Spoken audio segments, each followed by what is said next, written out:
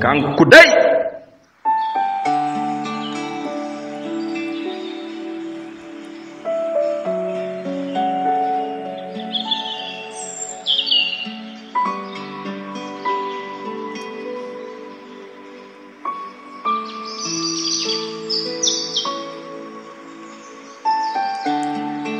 Kankudai, une philosophie de vie.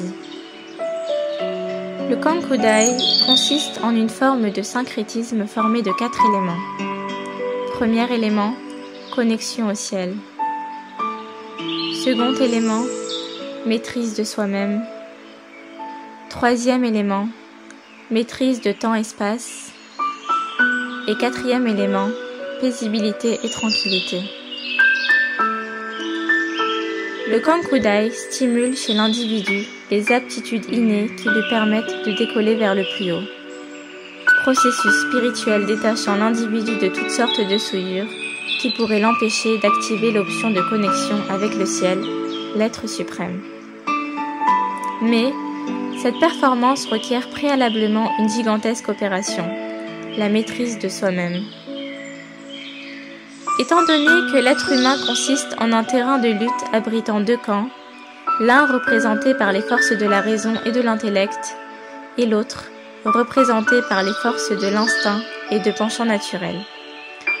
Et si les dominations penchent en faveur du premier camp, l'individu tient le haut pavé, maîtrise de soi sera effective.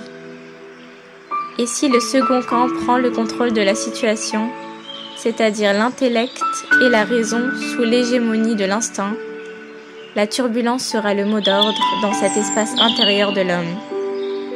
Toutefois, la nature du résultat de cette lutte perpétuelle entre les 2 camps est proportionnellement liée à la façon dont l'on conceptualise la relation de temps-espace.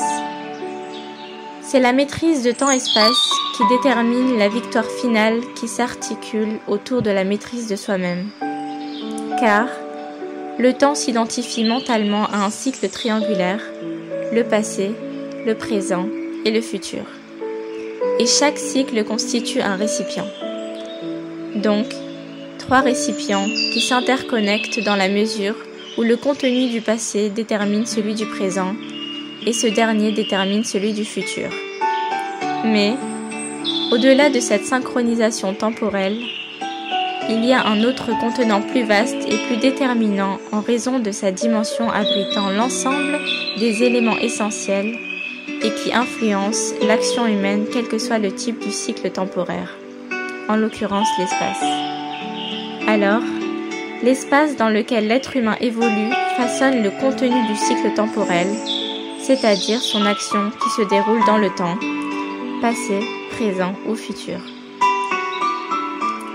Ce qui fait qu'il faut prendre en compte la complexité existante entre l'espace et le temps dans l'optique de maîtriser leur interaction qui modélise l'action humaine.